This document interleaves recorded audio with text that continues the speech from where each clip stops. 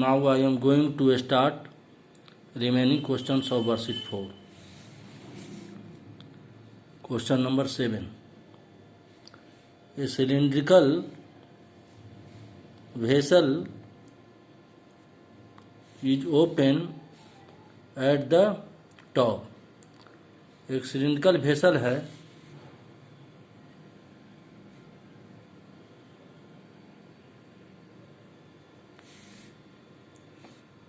जो टॉप पर क्या है, ओपन है. ओपन मीन्स ये देखिए, इसका सिलिंड्रिकल वेसल का टॉप ही ओपन है, माने यहाँ कोई सरफेस नहीं है. हैज ये radius 10 centimetre and height 14 centimetre. ये इसका रेडियस हुआ सिलिंड्रिकल वेसल का. ये रेडियस कितना है, 10 centimetre, height 14 centimetre. This is height. Right circular cylinder है, 90 डिग्री एंगल फॉर्म होगा यहाँ पर बेस पर. ये height is 14 centimetre.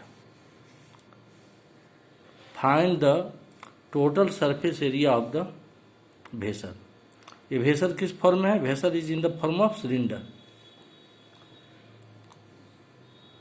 So you have to find the total surface area of this cylindrical vessel.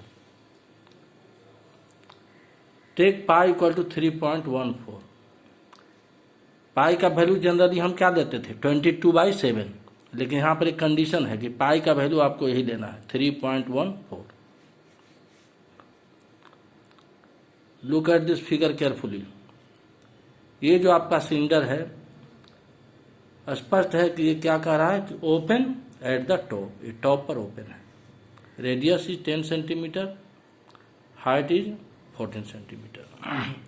So total surface area of vessel क्या हो जाएगा, 2πRh plus πr². अब now question arises. Total surface area में क्या कहा जाता था कि कर्व सरफेस, ये आपका कर्व सरफेस हुआ सिलेंडर का एरिया ऑफ बेस. तो बेस कितना है आपका, 2 है, एक बॉटम में और एक टॉप. दोनों बेस आपका क्या है, सर्कल है. मीन्स कि area of base means area of circle. लेकिन जब यहाँ पर क्लोज रहता, सरफेस क्लोज रहता, तो πr² और πr², यहाँ हम लिखते 2πr². लेकिन यहाँ पर तो एक सरफेस ओपन है, तो यहाँ पर टोटल सरफेस एरिया में तो सिर्फ यही सरफेस काउंट होगा, बॉटम वाला surface. Top is open. So open surface जो है आपका यहाँ पर, which is open, will not be included in area. ये एरिया में इंक्लूडेड नहीं होगा. It will not be included in area.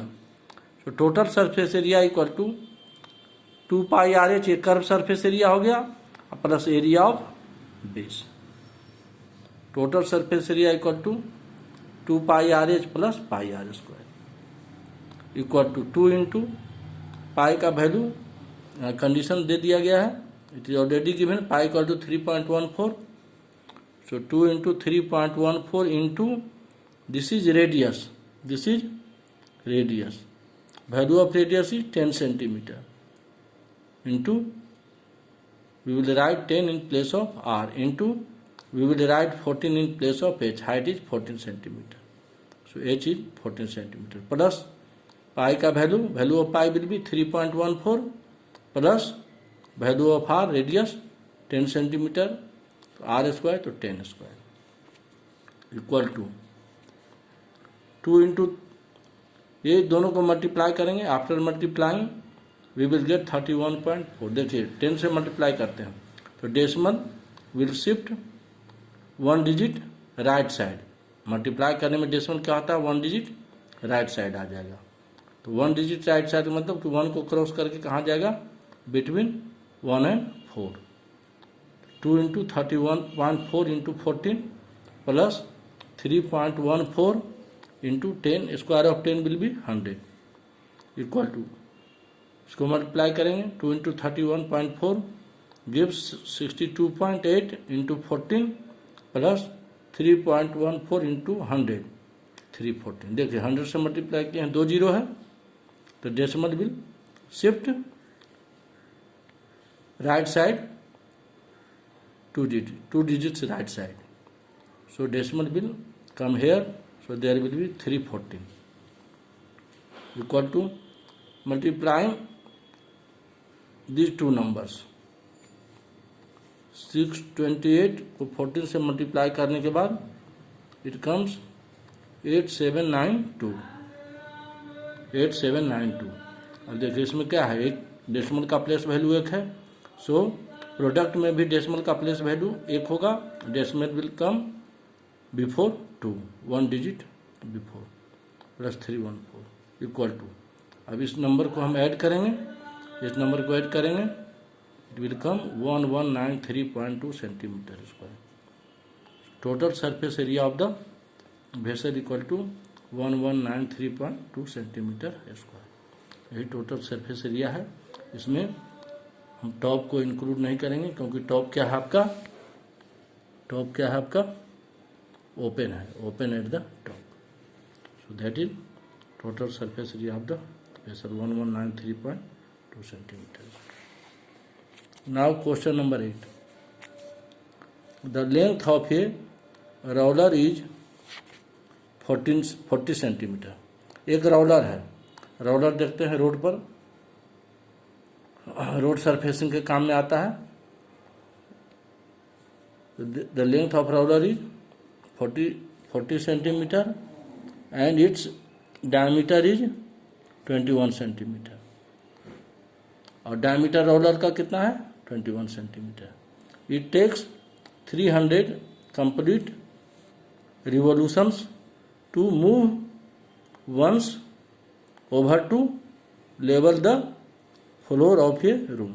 एक रूम के फ्लोर को लेवल करना है, उसके ऊपर वो कितना बार रिवॉल्व करता है, 300 कंप्लीट रिवोल्यूशन वो कंप्लीट करता है। एक रूम को लेवल करने में, level the floor of a room, वो कितना रिवोल्यूशन कंप्लीट करता है, 300 रिवोल्यूशन वो कंप्लीट करता है, तब वो रूम पूरा लेवल हो जाता है। तो find the area of the room in metre square. ये देखिए आपका रोलर है, फिगर को आप ऐसे समझिए, ये रोलर है आपका, रोलर का ये इंड पॉइंट्स है, इंड सरफेस है, सर्कुलर होता है रोलर।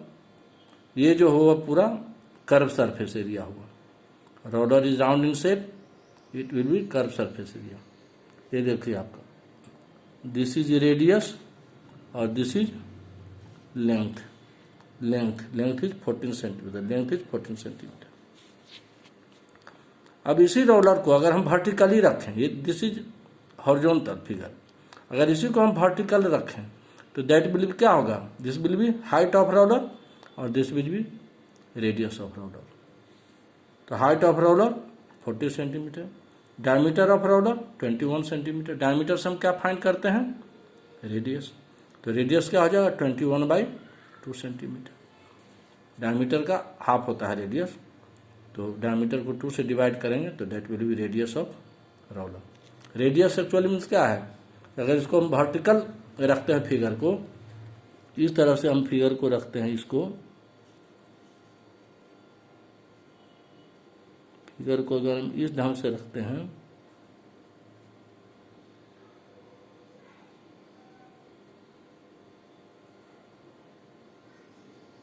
तो ये आपका, यही आपका जो लेंथ है रोलर का, ये क्या हो जाएगा, हाइट हो जाएगा और ये रेडियस हो जाएगा। तो diameter of roller 21 centimetre, radius 21/2। अब इन वन रेवोल्यूशन, रोलर अगर एक बार रिवॉल्व करता है, रोलर अगर एक बार घूमता है तो कितना एरिया कवर करेगा, तो in one revolution roller covers area equal to its curve surface area. Roller अगर एक बार रिवॉल्व करता है, एक बार घूमता है, तो कितना एरिया कवर करेगा, area equal to its curve surface area. यानी रोलर का जो कर्व सरफेस एरिया होगा वो एक बार जब मूव करेगा ग्राउंड पर तो उतना एरिया कवर करेगा, कितना area, equal to its curve surface area. Roller का जो कर्व सरफेस एरिया होगा वो एक रिवोल्यूशन में एक बार जब घूमेगा तो ग्राउंड पर उतना एरिया कवर करेगा। So curve surface area equal to 2 pi r h equal to 2 into value of pi will be 22/7 into radius 21/2 21/2 into height of roller is 40 centimetre equal to 721 is 7 and 21 दोनों का common factor क्या है? 7 है। 7 divided by 7 gives quotient 1, 21 divided by 7 gives quotient 3। Same number से divide 7 से 2 cancel हो जाएगा। Here will be quotient 1 and 1। Now 22 3 जा 66 इंटू 40। कर्व सरफेस एरिया कहा जाएगा सिलेंडर का जो एक रिवोल्यूशन में वो जमीन पर मूव करेगा तो कितना एरिया वो कवर करेगा जमीन पर? कर्व सरफेस एरिया बराबर that will be curve surface area equal to 66 into 40। Curve surface area of roller equal to 66 into 40 equal to 2640 centimetre square. Area of room covered in 1 revolution, यही room को जब वो roller level कर रहा है, roller is levelling the room, तो area of room एक revolution में कितना एरिया कवर्ड होगा? तो यही एरिया कवर होगा 2640 centimetre square. Area of room covered in 1 revolution, एक रिवोल्यूशन में कितना एरिया कवर्ड होगा? 2640 सेंटीमीटर स्क्वायर। और रोलर कितना रिवोल्यूशन कंप्लीट कर रहा है? 300। तो area of room covered in 300 revolution, तो 1 रिवोल्यूशन 2640 सेंटीमीटर स्क्वायर। तो 300 रिवोल्यूशन में कितना एरिया कवर्ड होगा? 2640 इंटू 300 मल्टीप्लाई करेंगे। After multiplying it will give 792,000 and 792,000 centimetre square. अब इसको हम मीटर स्क्वायर में कन्वर्ट करेंगे, तो सेंटीमीटर स्क्वायर को मीटर स्क्वायर में कन्वर्ट करते हैं तो 10,000 से डिवाइड करते हैं equal to 3030 will be cancel 792/10। अब जब नंबर को हम डिवाइड करते हैं 10 से डिवाइड करेंगे, 1 0 है तो डेसिमल एक डिजिट यहाँ से वंस प्लेस से एक डिजिट लेफ्ट साइड मूव करेगा। अभी इसमें डेसिमल नहीं है, मतलब डेसिमल को हम यहाँ मांगते हैं, तो डेसिमल एक डिजिट लेफ्ट साइड मूव करेगा। तो 79.2 सेंटीमीटर मीटर स्क्वायर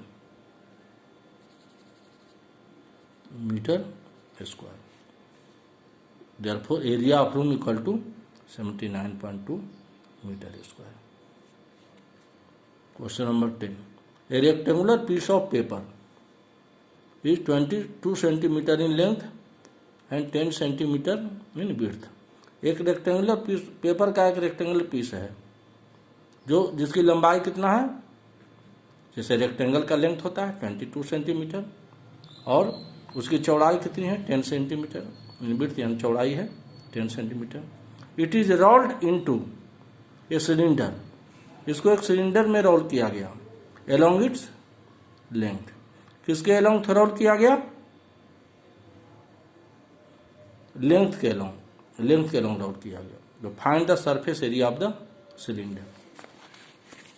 अब देखिए इसको, ये आपका रेक्टेंगुलर पीस ऑफ पेपर है जिसका लेंथ दिया गया था 22 सेंटीमीटर और विड्थ यानी ब्रेथ चौड़ाई 10 सेंटीमीटर। अब इसको ध्यान से देखें, ये इसको लेंथ के अलाउंग रोल किया गया, यानी लेंथ के अलाउंग इसको फोल्ड कीजिए, मोड़िए लेंथ के अलाउंग, कुछ इस टाइप का फिगर बनेगा। यानी जो लेंथ है ये आपका, ये लेंथ है, ये भी 22 सेंटीमीटर, ये भी 22 centimetre, this is 10 centimetre, this is 10 centimetre.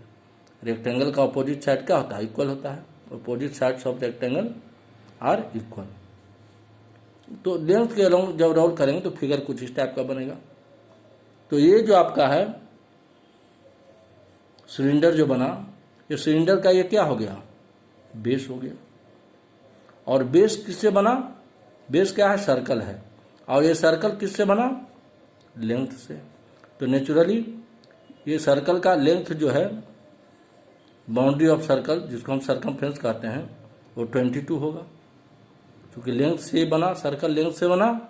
Since paper is rolled along its length then cylinder will be form, cylinder form होगा। Circumference of cylinder equal to length of paper. अब ये cylinder का जो ये circumference हो गया पूरा, ये तो बेस है, तो ये किससे बना, लेंथ से बना, तो ये सर्कमफ्रेंस कितना हो जाएगा, पार will be circumference equal to 22 centimetre. Circumference of cylinder equal to length of paper.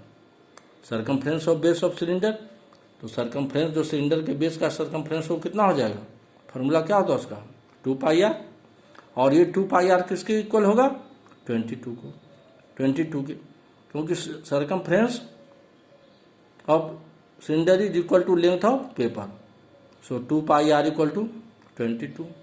और हाइट में कोई चेंज नहीं होगा, क्योंकि लेंथ के अलोंग जब हम रोल कर रहे हैं तो height will remain same, so height of cylinder will remain same, that is height of paper. So 2πr equal to 22, height of cylinder is 10 centimeter, curved surface area of cylinder, curved surface area of cylinder equal to 2πrh। ये देखिए curve surface of cylinder क्या होता है 2πrh, value of 2πr is given. आप ऐसे भी calculate कर सकते हैं 2πr इक्वल टू 22, इसे आप r कैलकुलेट करके r का भी वैल्यू पुट कर सकते हैं, लेकिन यहाँ 2πr का वैल्यू दिया हुआ, value of 2πr is given है, so we will direct put value of 2πr into h, we will put value of 2πr equal to 22 to make calculation easy। So curved surface area of cylinder 2πr into h, 2πr जब हम क्या रखेंगे 22, we will write 22 in place of 2πr into height of cylinder 10 centimeter। After multiplying it gives 22 into 10 220 centimeter square. So curve surface area of cylinder equal to 220 centimetre square. तो जब हम length के along मोड़ेंगे तो circumference हो जाएगा equal to length of paper, breadth के along fold करेंगे तो सर्कमफ्रेंस हो जाएगा of cylinder equal to breadth of paper, ये ध्यान रखना। Now rest question, remaining questions we will solve in homework given।